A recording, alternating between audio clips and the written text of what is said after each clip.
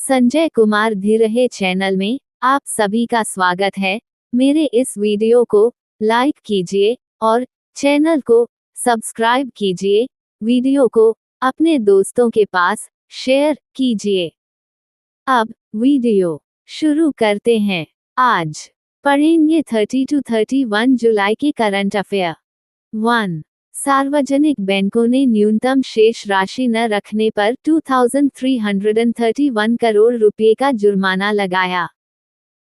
सार्वजनिक बैंकों ने खाताधारकों द्वारा न्यूनतम शेष राशि न रखने के कारण कुल 2331 करोड़ रुपए का जुर्माना लगाया है। यह निर्णय बैंकों द्वारा अपने वित्तीय नियमों और शर्तों को लागू करने के तहत लिया गया है। 2. एसीसी के अगले अध्यक्ष बनने को तैयार PCB chairman Naqvi. Pakistan cricket board (PCB) के chairman Naqvi Asian cricket council (ACC) के अगले अध्यक्ष बनने के लिए तैयार हैं। यह नियुक्ति एशियाई क्रिकेट के विकास और प्रबंधन के लिए महत्वपूर्ण मानी जा रही है। 3.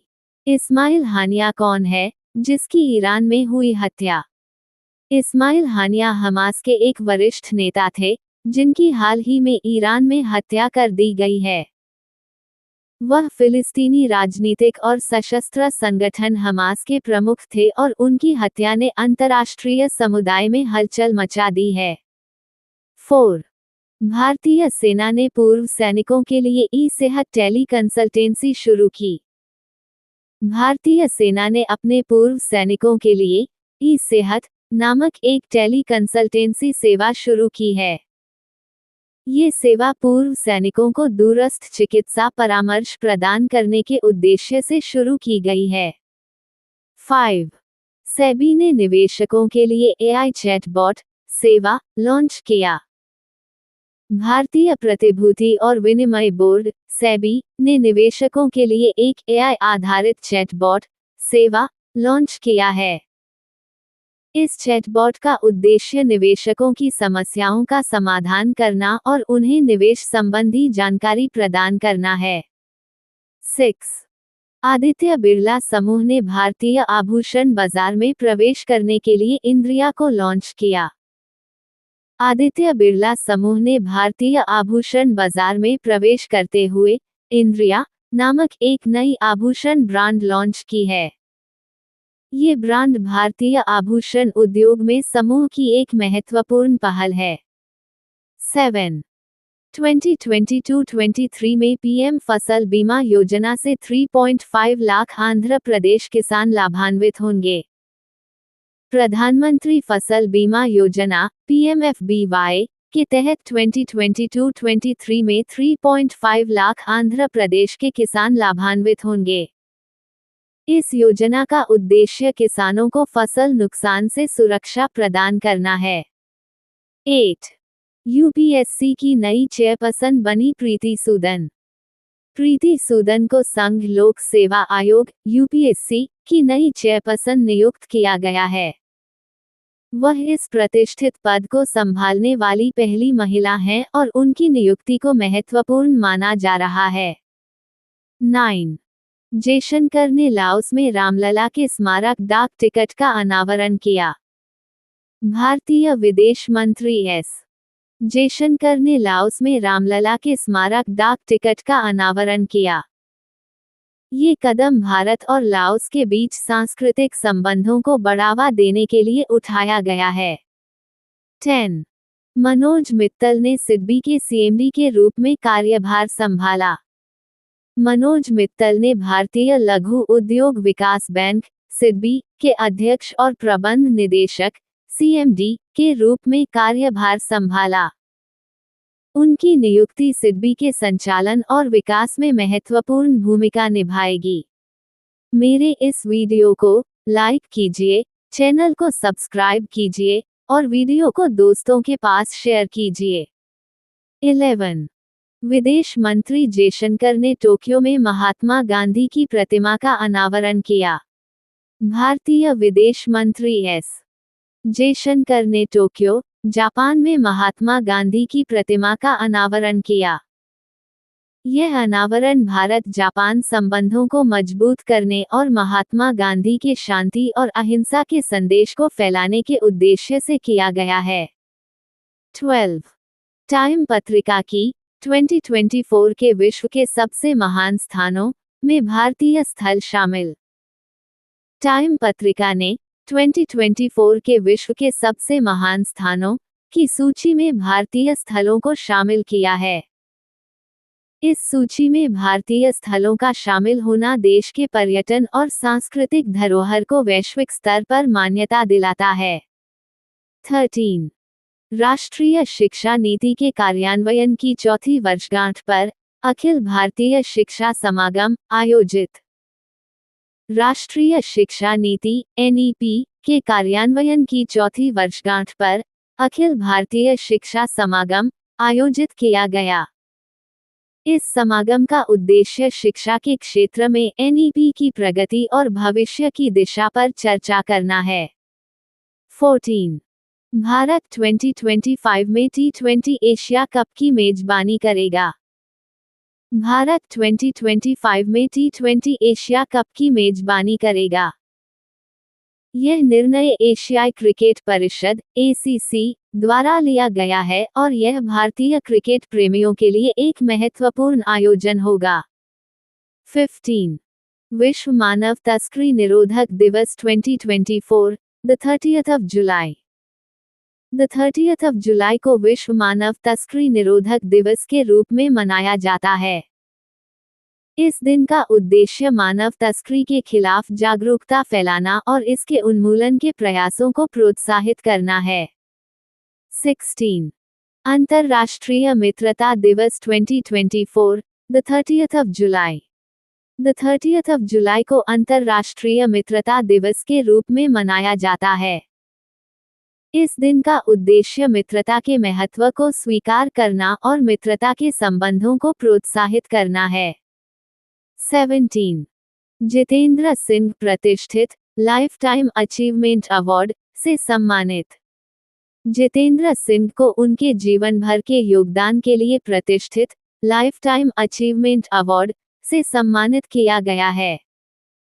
ये सम्मान उनके द्वारा समाज और उनके क्षेत्र में किए गए उत्कृष्ट कार्यों की पहचान है। 18. नीता अंबानी ने पेरिस 2024 ओलंपिक में इंडिया हाउस का उद्घाटन किया। नीता अंबानी ने पेरिस 2024 ओलंपिक में इंडिया हाउस का उद्घाटन किया। यह उद्घाटन भारतीय एथलीटों और समर्थकों के लिए एक महत्वपूर्ण स्थान है जो ओलंपिक खेलों के दौरान भारतीय संस्कृति और धरोहर का प्रदर्शन करेगा। 19. भारतीय सेना ने पूर्व सैनिकों के लिए ई-सेहत टेली कंसल्टेंसी शुरू की। भारतीय सेना ने अपने पूर्व सैनिकों के लिए ई-सेहत नामक एक टेली कंसल्टेंसी सेवा शुरू की है। ये सेवा पूर्व सैनिकों को दूरस्थ चिकित्सा परामर्श प्रदान करने के उद्देश्य से शुरू की गई है। 20. 2022-23 में पीएम फसल बीमा योजना से 3.5 लाख आंध्र प्रदेश किसान लाभान्वित होंगे। प्रधानमंत्री फसल बीमा योजना (PMFBY) के तहत 2022-23 में 3.5 लाख आंध्र प्रदेश के किसान लाभान्वित होंगे। इस योजना का उद्देश्य किसानों को फसल नुकसान से सुरक्षा प्रदान करना है। 21. जयशंकर ने लाओस में रामलला के स्मारक डाक टिकट का अनावरण किया। भारतीय विदेश मंत्री एस जयशंकर ने लाओस में रामलला के स्मारक डाक टिकट का अनावरण किया। ये कदम भारत और लाओस के बीच सांस्कृतिक संबंधों को बढ़ावा देने के लिए उठाया गया है। 22. विदेश मंत्री जयशंकर ने टोक्यो में महात्मा गांधी की प्रतिमा का अनावरण किया। भारतीय विदेश मंत्री एस जयशंकर ने टोक्यो, जापान में महात्मा गांधी की प्रतिमा का अनावरण किया।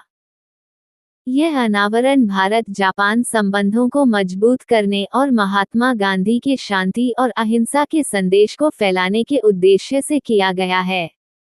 23. राष्ट्रीय शिक्षा नीति के कार्यान्वयन की चौथी वर्षगांठ पर अखिल भारतीय शिक्षा समागम आयोजित। राष्ट्रीय शिक्षा नीति (NEP) के कार्यान्वयन की चौथी वर्षगांठ पर अखिल भारतीय शिक्षा समागम आयोजित किया गया। इस समागम का उद्देश्य शिक्षा के क्षेत्र में NEP की प्रगति और भविष्य की दिशा पर चर्चा करना है। 24. APJ अब्दुल कलाम की 9 पुण्यतिथि। The 29th of July 2024 को भारत के पूर्व राष्ट्रपति और महान वैज्ञानिक डॉक्टर APJ अब्दुल कलाम की 9 पुण्यतिथि मनाई गई। इस दिन को उनके योगदान और देश के प्रति उनकी सेवाओं को याद करते हुए श्रद्धांजलि अर्पित की गई। 25. टाइम पत्रिका की 2024 के विश्व के सबसे महान स्थानों में भारतीय स्थल शामिल। टाइम पत्रिका ने 2024 के विश्व के सबसे महान स्थानों की सूची में भारतीय स्थलों को शामिल किया है। ये सूची उन स्थलों को मान्यता देती है जो अपनी विशिष्टता और सांस्कृतिक महत्व के लिए जाने जाते हैं। 26. रूस की नेवी डे परेड में शामिल हुआ भारत, जाने सब कुछ। भारत ने रूस की नेवी डे परेड में भाग लिया। इस परेड में भारतीय नौसेना ने अपनी भागीदारी के माध्यम से रूस के साथ द्विपक्षीय संबंधों को मजबूत किया और समुद्री सहयोग को बढ़ावा दिया। 27. भारत अमेरिका के बीच सांस्कृतिक संपत्तियों के समझौते पर हस्ताक्षर। भारत और अमेरिका के बीच सांस्कृतिक संपत्तियों के संरक्षण और आदान प्रदान के समझौते पर हस्ताक्षर किए गए हैं। ये समझौता दोनों देशों के सांस्कृतिक संबंधों को प्रोत्साहित करने और संरक्षण के प्रयासों को समर्थन देने के लिए है। मेरे इस वीडियो को लाइक कीजिए, चैनल को सब्सक्राइब कीजिए और वीडियो को दोस्तों के पास शेयर कीजिए। 28. इजरायली संसद ने UNRWA को आतंकवादी संगठन के रूप में लेबल करने के लिए बिल को मंजूरी दी। तिथि: The 26th of July 2024। Israeli संसद ने संयुक्त राष्ट्र राहत और कामकाजी एजेंसी UNRWA को आतंकवादी संगठन के रूप में लेबल करने के लिए एक बिल को मंजूरी दी है। यह निर्णय क्षेत्रीय राजनीति और अंतर्राष्ट्रीय संबंधों पर प्रभाव डाल सकता है। 29. Ronald L. रोवे जूनियर को US सीक्रेट सर्विस का कार्यवाहक प्रमुख नियुक्त किया गया। तिथि: The 26th of July 2024। Ronald L. Rowe junior को अमेरिकी सीक्रेट सर्विस का कार्यवाहक प्रमुख नियुक्त किया गया है। यह नियुक्ति सुरक्षा और खुफिया एजेंसी के नेतृत्व को प्रभावित करेगी। 30. रहाब अल्लाना को French arts and letters insignia से सम्मानित किया गया। तिथि: The 26th of July 2024। Rahab Allana को French arts and letters insignia से सम्मानित किया गया है। ये पुरस्कार उनके कला और साहित्य के क्षेत्र में किए गए योगदान की मान्यता है। 31. UPSC की नई चेयरपर्सन बनी प्रीति सूदन।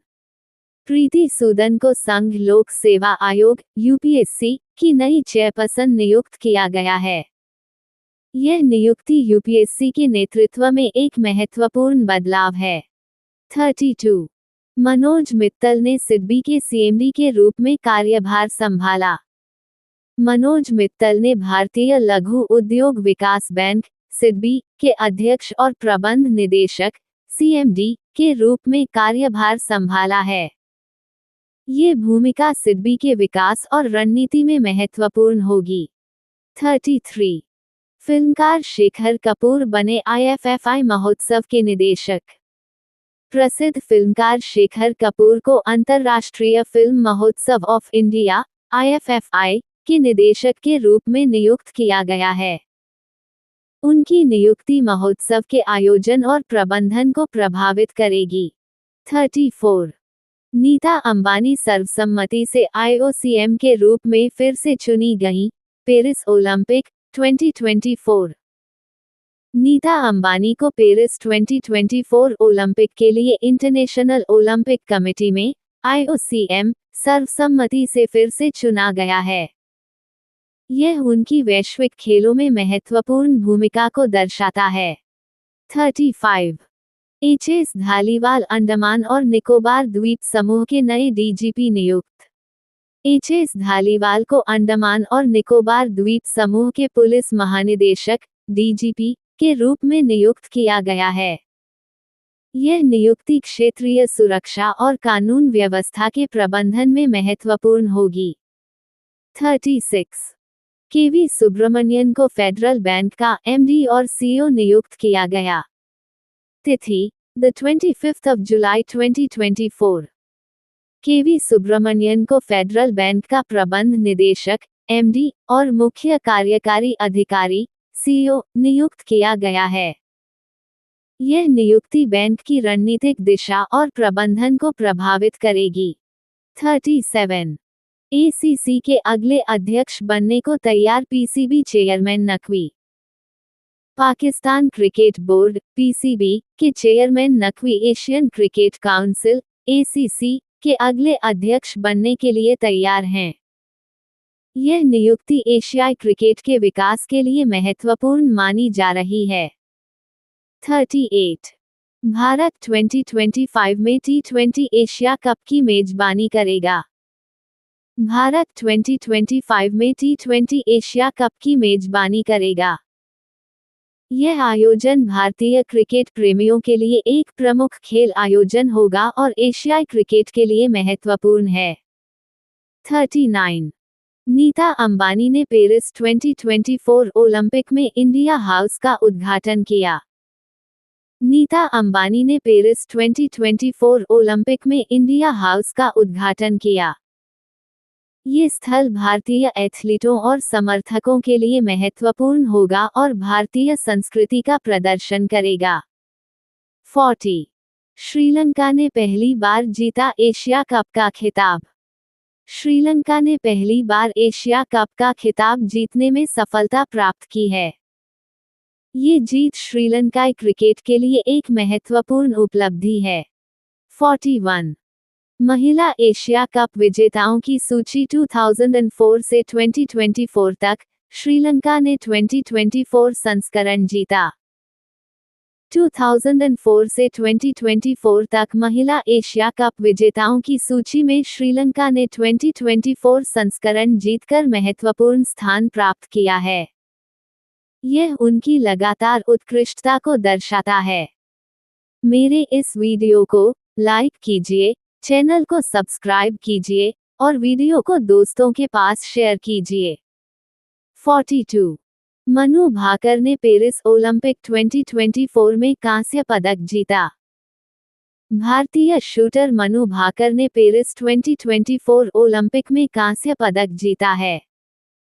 ये पदक भारतीय खेलों में एक महत्वपूर्ण उपलब्धि है और उनके उत्कृष्ट प्रदर्शन को मान्यता देता है।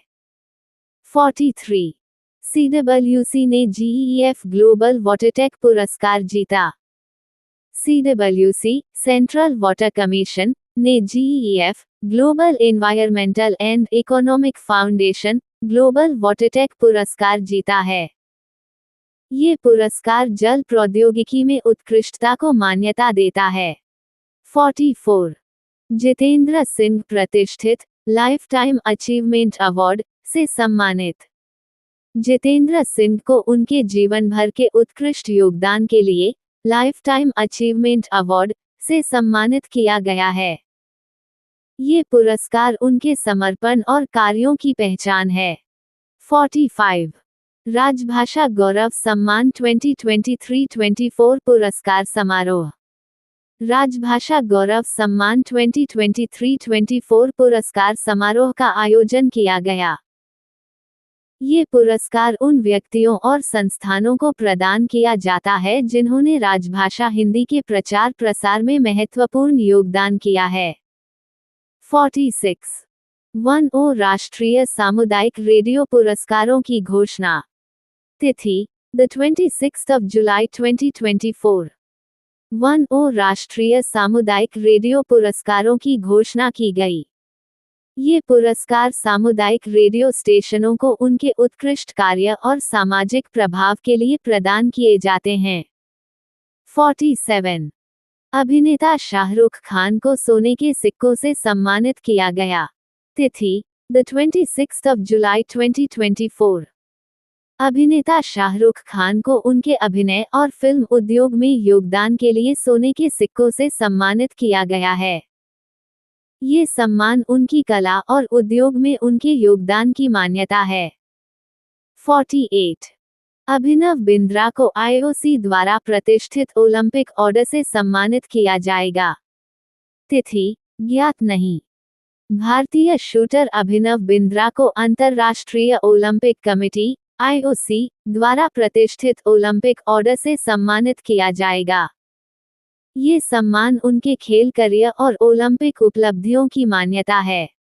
49 11 सार्वजनिक बैंकों ने न्यूनतम शेष राशि न रखने पर 2331 करोड़ रुपये का जुर्माना लगाया। 11 सार्वजनिक बैंकों पर न्यूनतम शेष राशि न रखने के कारण 2331 करोड़ रुपये का जुर्माना लगाया गया है।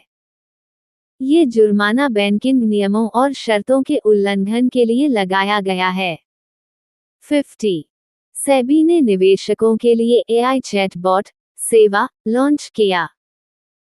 भारतीय प्रतिभूति और विनिमय बोर्ड सेबी ने निवेशकों के लिए एक AI चैटबॉट सेवा लॉन्च किया है। ये चैटबॉट निवेशकों को बेहतर जानकारी और सहायता प्रदान करने में मदद करेगा। 51 कर्नाटक बैंक ने ICICI लोम्बार्ड जनरल इंश्योरेंस के साथ साझेदारी की। कर्नाटक बैंक ने ICICI लोम्बार्ड जनरल इंश्योरेंस के साथ साझेदारी की है। इस साझेदारी के तहत दोनों संस्थान बीमा उत्पादों और सेवाओं के वितरण को बेहतर बनाने के लिए काम करेंगे। 52 RBI ने शहरी सहकारी बैंकों के लिए त्वरित सुधारात्मक कार्रवाई प्रारूप जारी किया। भारतीय रिजर्व बैंक RBI ने शहरी सहकारी बैंकों के लिए त्वरित सुधारात्मक कार्रवाई PCA प्रारूप जारी किया है। ये प्रारूप बैंकों की वित्तीय स्थिति और संचालन को सुधारने के लिए दिशानिर्देश प्रदान करता है। 53 स्मॉल फाइनेंस बैंक ने यूनिवर्सल बैंकिंग लाइसेंस मांगा। स्मॉल फाइनेंस बैंक ने भारतीय रिजर्व बैंक RBI से यूनिवर्सल बैंकिंग लाइसेंस की मांग की है। ये लाइसेंस उन्हें व्यापक बैंकिंग सेवाओं की पेशकश करने की अनुमति देगा। मेरे इस वीडियो को देखने के लिए बहुत बहुत धन्यवाद।